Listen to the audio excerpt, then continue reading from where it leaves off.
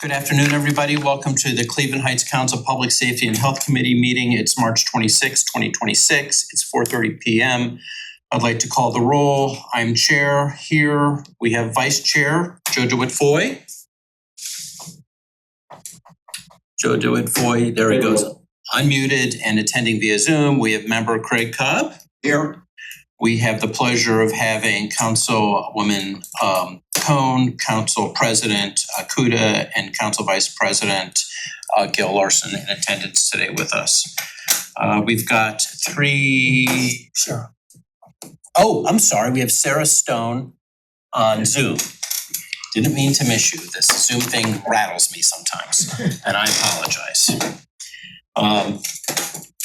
We have two primary agenda items. The first one is a proposed flock privacy legislation, and I'd like to start with that. I'd also like to say that we're giving half of our, this meeting was for 1 hour. We've got a 30-minute time limit because we're going to be going into a council meeting at 5 o'clock this evening.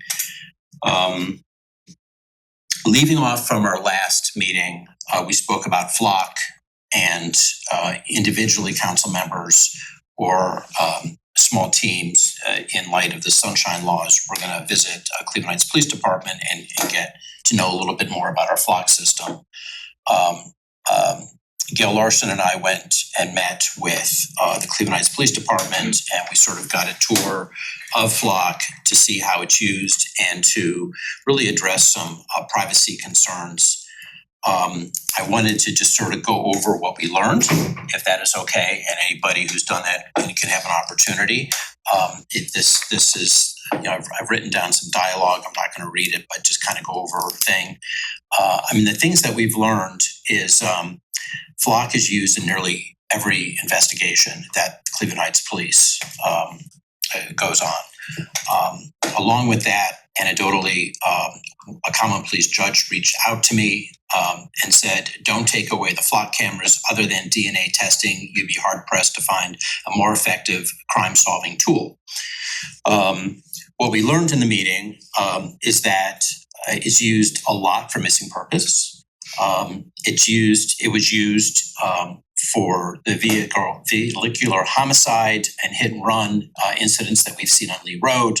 I will just enlighten you. At 7 o'clock in the morning, I was in the Stone Oven with one of my good friends, and we saw a high schooler hit and run. This was maybe 2 years ago. Literally, the boy was in a pool of blood.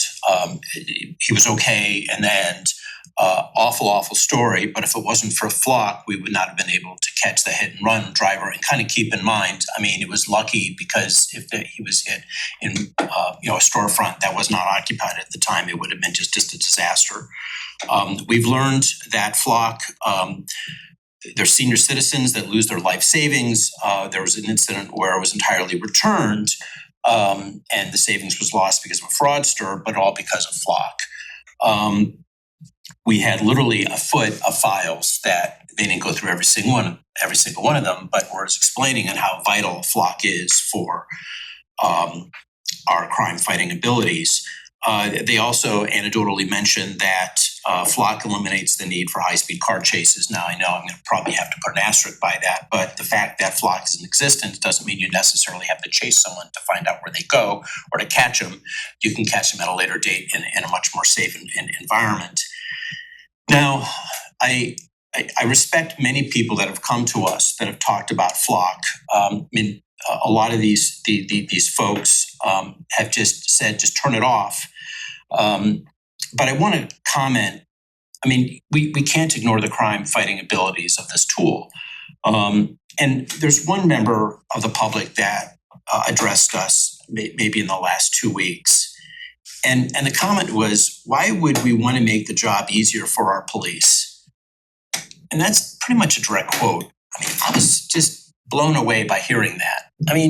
Don't we want our job for the police not necessarily be easier, but more effective, more honest, more transparent? If you've got something on camera of where someone is, you've got tangible evidence as opposed to maybe pointing someone else in the lime out and pre-justice or pre-discerning that they're a criminal when they're not. I mean, this is where we can be at our best game, I think, with this. So this kind of moves into the privacy piece to it. There are legitimate privacy concerns with licensed reader technologies. There's a couple things that we learned in our discussions with CHPD. The data is only available for 30 days. Data access is scoped and logged. We can go in at any time and see who's looked at the data and the purpose of the data and why they're looking at the data. I know there's concern that federal agencies have a perceived access to the data. The only federal agency that has access to the data currently and that's signed up for FLoC is the U.S. Postal Service and their security team, nobody else. And we've been assured that when you look at our logs, that our data hasn't been misused. It's not being looked at, for example, to hunt down immigrants, which I think is a very good concern of our public. With this in mind, Councilwoman Jessica Cohn, in her lawyering ability, drafted some legislation to kind of codify our policies and how we manage the data and how we look at the data. And there's a draft resolution. I believe we're at version 3. Jessica and I met with the law department. The heavy lifting was done by Jessica. I attended just because I'd be leading this meeting today. But it seems like we have a pretty good document, and it's my understanding that we would like to have this in front of council on our April 6th meeting. And at that, I just sort of like to leave open for comments. Does anybody have any thoughts, concerns, thoughts about any of this? Well, for context, I want to clarify, is this draft the same as what was shared by Councilman Cohen on 316? Yes. Okay, thank you. And I want to give Mayor Petros some credit here for co-drafting, particularly the whereas clauses. We both talked about the importance of reassuring residents that we take their privacy seriously, and Mayor Petros definitely made sure in the whereas clauses that came through more than just the data, the formal data policy pieces that we wanted to codify. But I think that the reason to do a resolution is important because they are, while these are our policies of the police department, those can be changed by the administration or by the police department at will, but this actually codifies it in our, in our municipal law. So that would require, my understanding is that would require an amendment of this if they wanted to change those policies at any time. And I should also acknowledge that Chief Britton was involved in those conversations. He is very comfortable with this and is happy that we are moving forward. So I have one question. I think it's a great resolution, and it's very comprehensive and focused on that issue of use for immigration enforcement. In the public discussion about this service, were there any other instances of that raised concern in privacy? Other kinds of investigations that might have come up, as this seems to be pretty specifically focused on limiting its use for immigration.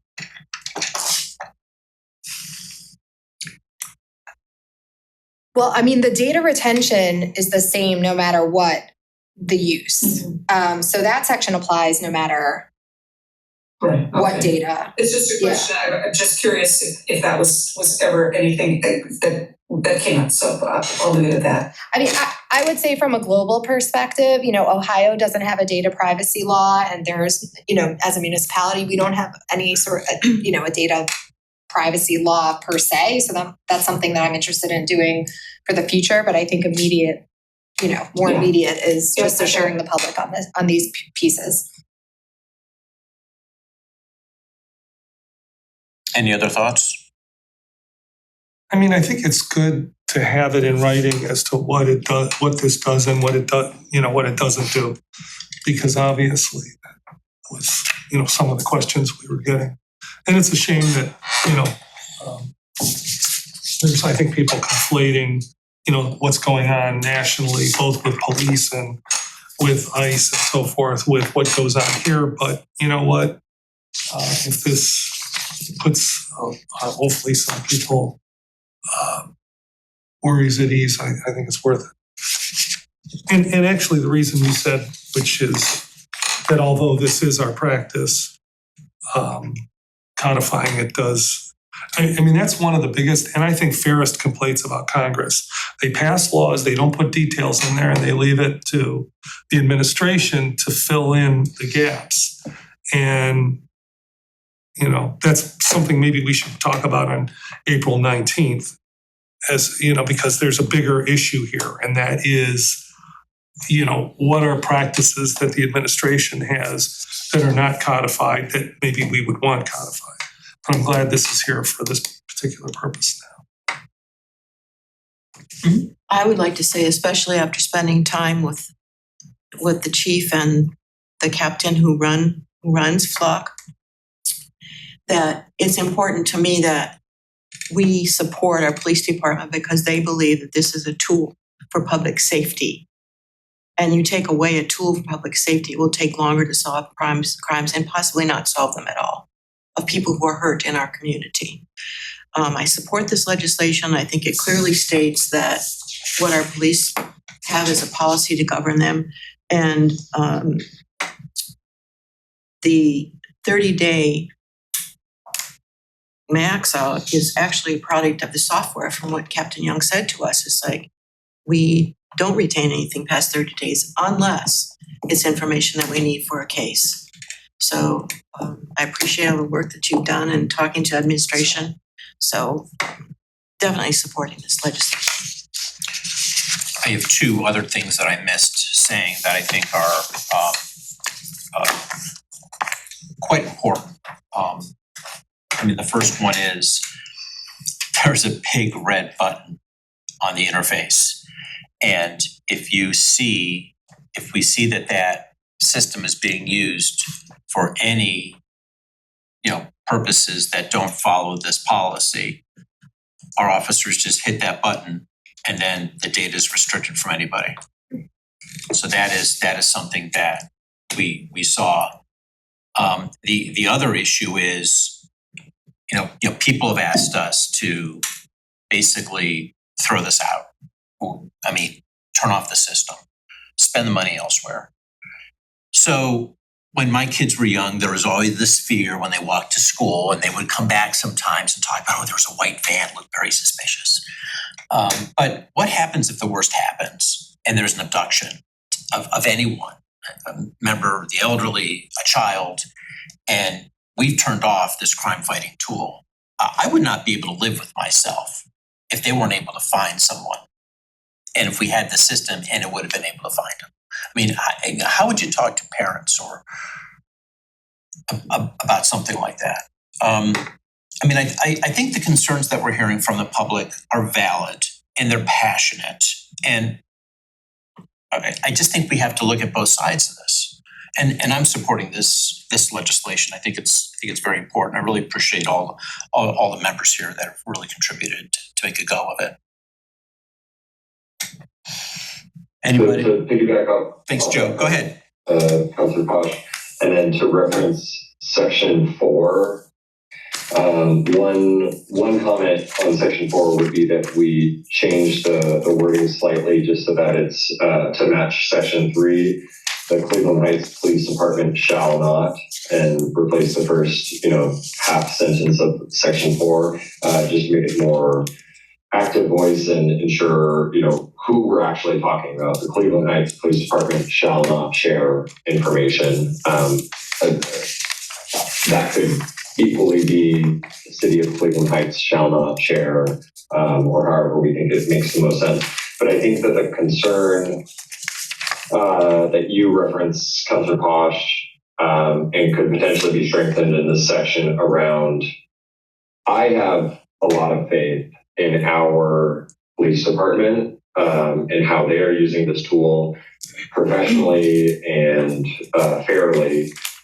However, the Flock network is wide, and there are a lot of other municipalities in the country that I don't trust to to not use Flock in a similar way as we've laid out. So I think, Councilor Posh referenced, we have the ability to restrict access. I'm not in favor of restricting it entirely because I think that largely defeats the purpose of the Flock network, but looking at how we can potentially restrict it more than we are now, which is my understanding is other municipalities around the country can use data that our system picks up. And I think that would be a way to further restrict or further alleviate some of these concerns that people are raising.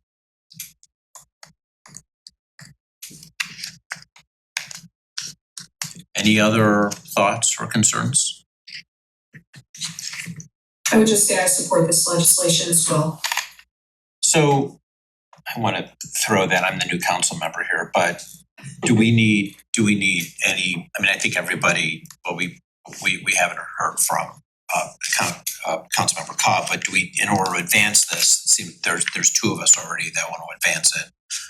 Is there any concern if about doing so? Well, I think the proper way is, pass it out of committee and then send it over. Ask for a motion. Can I get a motion to pass this out of committee? So moved. Can we have a vote on it? Who? Well, I need a second. Us. Well, Joe? Are So you a just point second? of clarification, do we need to pass this out of committee in order to move it back to committee of the whole? That's probably the proper Because way it to do initiated here, It Okay. wouldn't hurt. Okay, so we have a motion. I'd like to second that.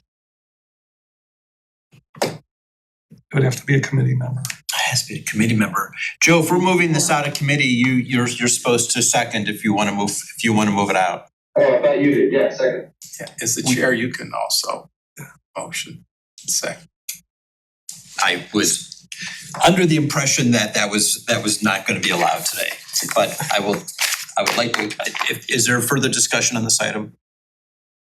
Without further discussion, can we do not a roll call vote, just a vote, A or nay? Who approves to moving this out of the commission? Out of the Aye. aye. Yes, I'd like to. Yes. Okay, we have done the formalities. Thank you very much. Just last note, so I redlined Councilman DeWitt Foy's suggestion in here, and also it's still with the law department for the last legal piece, so we'll see the final version in the packet. So what language is that? This is It's in section section 4. 4. Hours are going to read now. The city of Cleveland Heights shall not share, remove the no, data or information collected via the city's ALPR system. Delete shall be shared with any federal, state, or local agency, et cetera. For the purpose of civil immigration. Yes, everything else stays the same. Yes, He was just talking about the So legal. yeah, it's strictly limited to that. Yeah. Okay. Okay, moving on to the next item, which is a discussion of immigrant rights audio files. And I'm referring, I'm going to start with an email that I've actually sent to all council members just for their awareness, so we could have a public conversation. This is the first public conversation we've had about this. But Cleveland Heights for Immigrants' Rights has basically made an accusation. They've had some observers out, or they're aware of some observers that they basically made an allegation on that Cleveland Heights the Cleveland Heights Police Department was collaborating with ICE. And when we followed up with our city leadership, they said that allegation was false. I reached out for Cleveland Heights for Immigrants' Rights to really trying to drill down to get a sense of what evidence they had, because they said they had evidence. They were kind enough to let me speak with one of their observers. They also sent us 27 audio files. And I shared those with initially with both Cobb and DeWitt Foy, and I also shared them with the mayor and the police chief. and I'm going to read what I have. After my and this is me emailing back to the Cleveland Heights for Immigration Rights. After my review, I reached back out to. I've sort of like laying out all the facts. So if everybody would like to, anybody would like to get a copy of this, if they would reach out to me, I would be more than happy to forward this along with the audio files. I reached back out to seeking where in the files we can hear where CHPD is communicating, collaborating with federal officials, your evidence. When reviewing the attached, I don't see here any evidence where our police are working with federal official. There is no CHPD audio video where CHPD knows, discusses, or shows that they were participating in any federal activity. The conversations on the CHPD side are about pulling over a car believed to be driving erratically. In my opinion, this is plausible police activity. I don't see or hear where CHPD knows they're pulling over an observer from the audio. Once pulled over, I see, in my opinion, as a layperson, professional and reasonable activity from both the CHPD and the observer.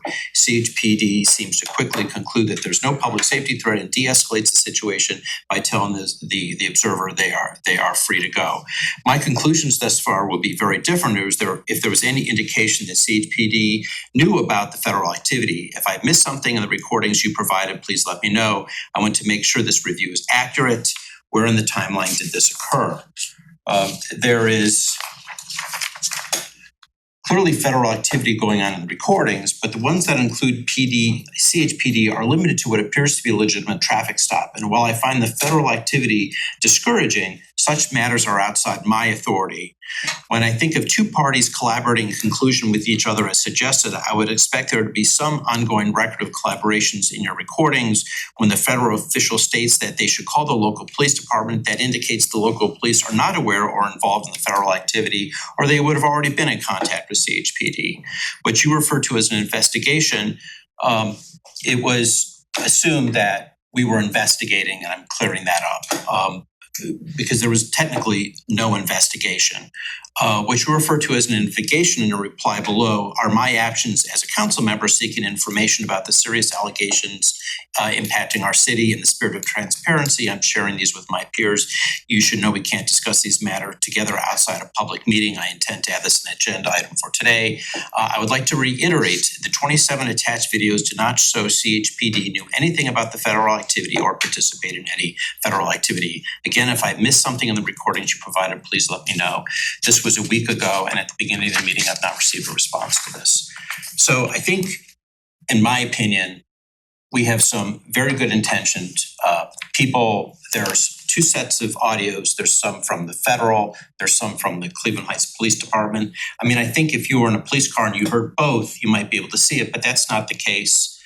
And I guess I was very, very disturbed about this because I don't like when someone makes accusations and either you find out they're true or they're not. I mean, it's just not good. It's not good for the reputation of the city.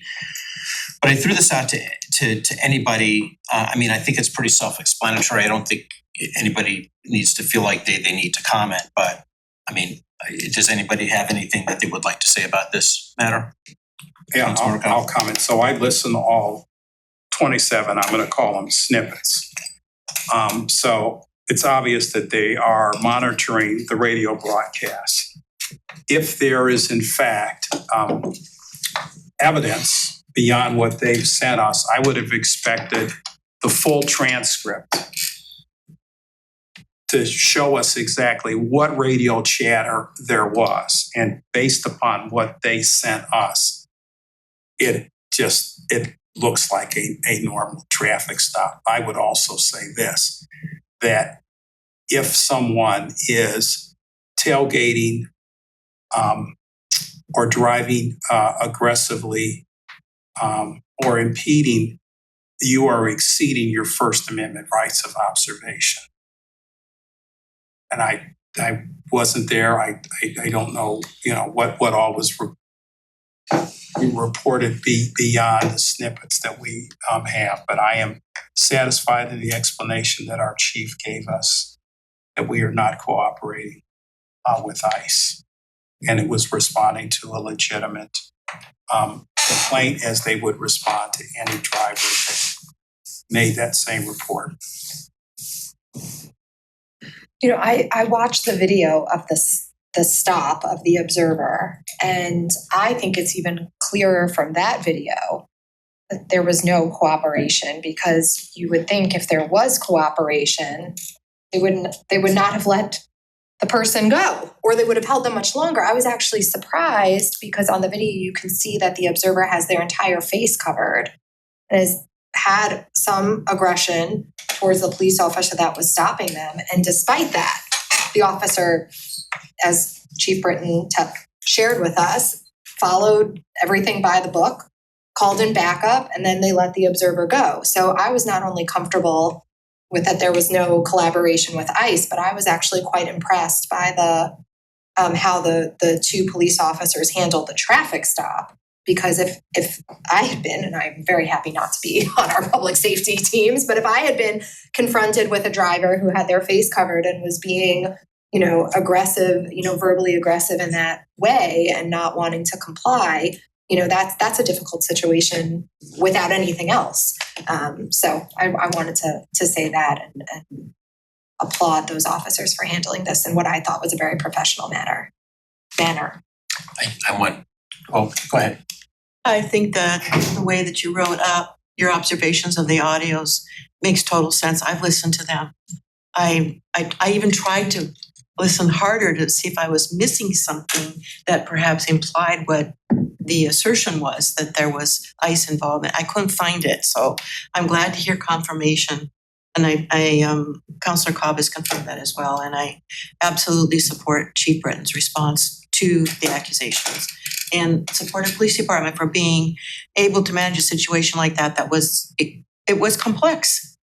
It had to have been complex at the moment. So thank you to the public safety folks. Any other thoughts? I would Like just to add- echo. Go ahead. Sorry, go ahead, Councillor Stone. I was just going to say I also looked at the video and also appreciated your the statement that you have read to us, Councilman Posh. One of the statements that the chief of police made in the last council meeting that really struck me was the assertion that traffic stops are among the most hazardous and dangerous for police officers. They're unpredictable. It's often it can be very problematic. And confronted with an individual who was masked and agitated, I thought that they handled this very professionally and appropriately. So I support your conclusions. I would echo comments previously stated, and I've gone through the audio files several times. I've listened critically to try to find some evidence of the accusations, and I'm not seeing it. So I would also commend the professionalism of our safety forces, and I am satisfied with Chief Britton's explanation, which he gave at the most recent council meeting.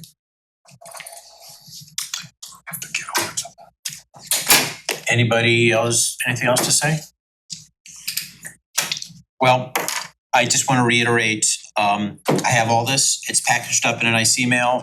Anybody that's listening or they hear about, if they would like to have all this, I'd be more than happy to do it. You can see the whole chain of communications.